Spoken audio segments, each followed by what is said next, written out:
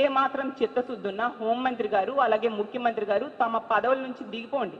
ఎవరైనా సమర్థులైన వారికి కట్టబెట్టాల్సిన అవసరం ఉందని తెలియజేస్తూ ఉన్నాను. అసలు మీరు హోంమంత్రిగా ఫ్లాప్, ఈ రోజు ఫ్లాప్ అయిన హోంమంత్రి కాబట్టి పోనీ పాయకరావుపేట ఎమ్మెల్యే అని పిలుద్దాము అంటే మీకు ఓట్లేసిన ప్రజలే మిమ్మల్ని ఈ రోజు చీకొడుతూ ఉన్నారు.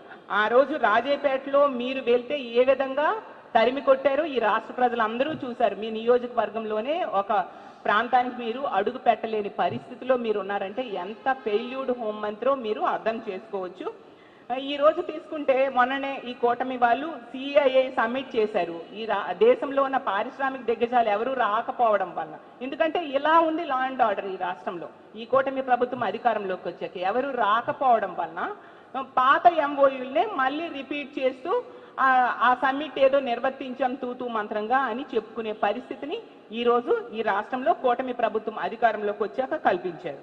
ఈ రోజు రాష్ట్రంలో సామాన్య ప్రజలకు రక్షణ లేదు, మహిళ